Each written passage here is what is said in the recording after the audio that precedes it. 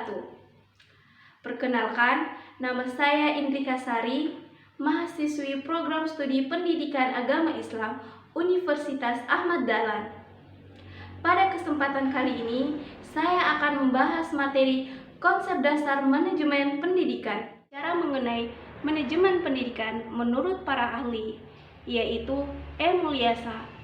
Manajemen pendidikan adalah suatu proses pengembangan kegiatan kerjasama sekelompok orang untuk mencapai tujuan pendidikan yang telah ditetapkan. Sedangkan menurut Umar Hamalik, manajemen pendidikan adalah suatu proses atau sistem organ peningkatan kemanusiaan dalam kaitannya dengan suatu sistem pendidikan. Nah, dari kedua pendapat ahli tersebut dapat disimpulkan bahwa manajemen pendidikan adalah rangkaian kegiatan yang berupa kerjasama sekelompok orang dalam dunia pendidikan agar tujuan pendidikan yang diharapkan dapat tercapai. Fungsi manajemen pendidikan. Fungsi manajemen pendidikan ada 5. Pertama, planning, yaitu menentukan tujuan yang harus dicapai selama periode kedepannya dan merencanakan segala sesuatu yang harus dilakukan untuk mencapai tujuan tersebut.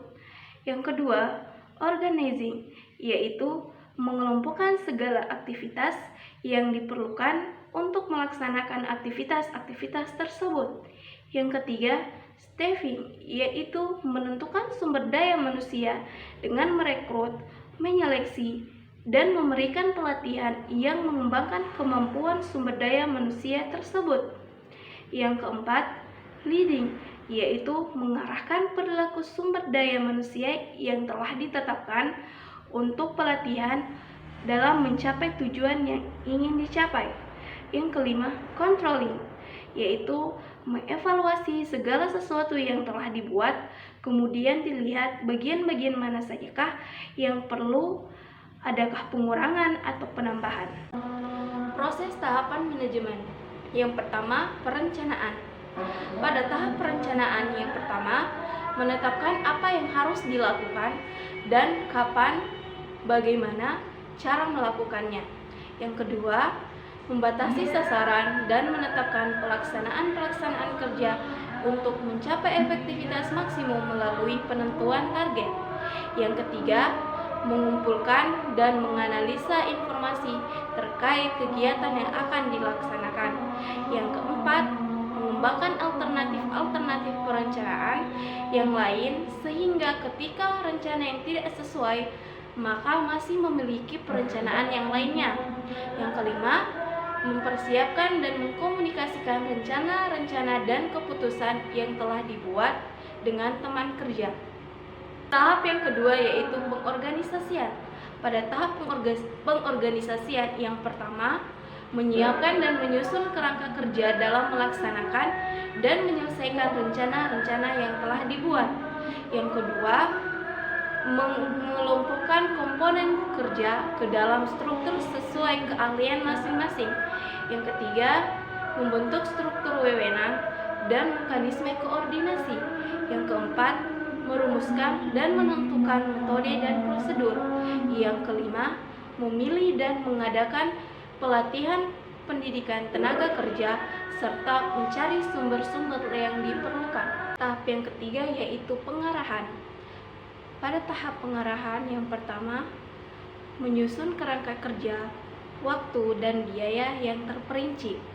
Yang kedua, memprakarsai dan menampilkan kepemimpinan dalam melaksanakan rencana-rencana dengan mengambil keputusan.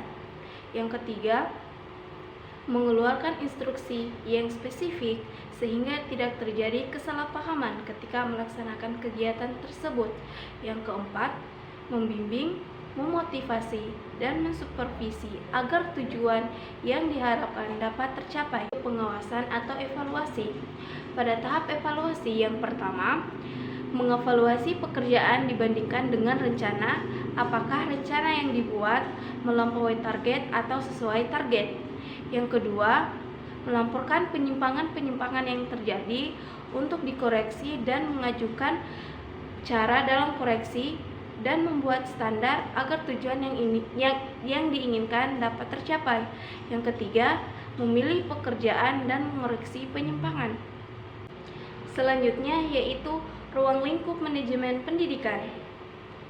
Menurut wilayah, manajemen pendidikan meliputi manajemen seluruh negara, provinsi, kabupaten atau kota, unit kerja, dan kelas. Yang kedua, menurut objek garapannya, manajemen pendidikan meliputi manajemen siswa, manajemen personil sekolah, manajemen kurikulum, manajemen sarana, manajemen tata laksana, manajemen pembiayaan, manajemen lembaga-lembaga pendidikan, dan manajemen hubungan masyarakat. Yang ketiga, menurut fungsi, yaitu menurut fungsi atau urutannya meliputi merencanakan, mengorganisasikan, mengarahkan, mengkoordinasikan, mengkomunikasikan, dan mengawasi atau evaluasi. Kemudian yang terakhir, berdasarkan pelaksanaannya, yaitu meliputi kepala sekolah, guru, dan orang-orang yang terlibat di lembaga pendidikan. Terakhir yaitu tujuan manajemen pendidikan. Pertama, terwujudnya suasana belajar yang aktif, efektif, menyenangkan, dan bermakna. Kedua, terciptanya siswa yang aktif dalam mengembangkan potensi dirinya. Yang ketiga, tercapainya tujuan pendidikan secara efektif dan efisien. Nah, itulah tadi pembahasan tentang konsep dasar manajemen pendidikan. Terima kasih telah menyimak. Sampai berjumpa kembali. Wassalamualaikum warahmatullahi wabarakatuh.